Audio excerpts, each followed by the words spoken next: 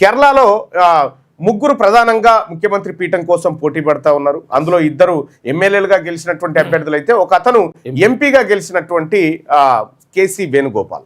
KC Venugopal వైపే కాంగ్రెస్ పార్టీలోని majority ఎమ్మెల్యేలు మొగ్గు చూపుతున్నారనేది చర్చ జరుగుతూ ఉంది. సో ఇదే అంశం పైన అజయ్ మాకెన్ ఆ తర్వాత మరికొంతమంది కాంగ్రెస్ పార్టీ పరిశీలకులు వారి అభిప్రాయాన్ని తీసుకొని ఢిల్లీకి పోయి మల్లికార్జున ఖర్గేకు నివేదిక సమర్పించినట్టుగా తెలుస్తూ ఉంది. ఇక కేసీ వేణుగోపాల్ పేరును ఇవాళ రేపో ప్రకటించేటువంటి అవకాశం ఉంది. ఒకవేళ కేసీ వేణుగోపాల్ కనుక కేరళ ముఖ్యమంత్రి అయితే ఆయన లోక్సభ ఎంపీ స్థానానికి రాజీనామా చేయాల్సి ఉంటుంది. మళ్ళీ 6 నెలల లోపు ఆయన అసెంబ్లీకి ఎన్నిక కావాల్సినటువంటి అవసరం ఉంది.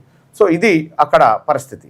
సో మరి కేసీ వేణుగోపాల్ అంశం మనం కొద్దిగా ఇన్డెప్త్గా పరిశీలిస్తే అసలు ఏం జరుగుతూ ఉంది అనేది ఒక చాలా ఆసక్తికరమైనటువంటి అంశం మనం చర్చించుకోవచ్చు. యాక్చువల్గా ఎమ్మెల్యేలు అయితే సతీషన్కి ఉన్నారు, కాకపోతే కేసీ వేణుగోపాల్కి కేంద్ర అధినాయకత్వం అండా ఉన్నది. అది అండగా ఉండడం చాలా చాలా చాకచక్యంగా ఏం జరిగిందంటే ఇక్కడ కేరళలో కేసీ వేణుగోపాల్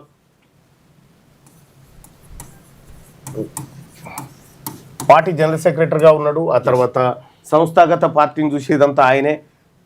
మోరోవర్ ఏంటంటే రాహుల్ గాంధీకి ఇంకా ఆయనకు పక్కనే ఉండేటువంటి రాహుల్ గాంధీకి అత్యంత నమ్మకస్తులో కేసీ వేణుగోపాల్ ఒకటి. అయితే గత కొంతకాలం నుంచి మనం పరిశీలిస్తే ఇక్కడ చాలా తెలివికల్ల అంశాన్ని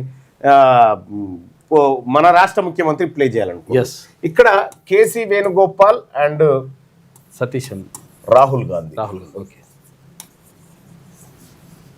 అయితే కేసీ పక్క నుంచి రాహుల్ పక్క నుంచి కేసీని లేపాలంటే ఏం చేయాలంటే ఆయనని కేరళకు ముఖ్యమంత్రిని చేయాలి.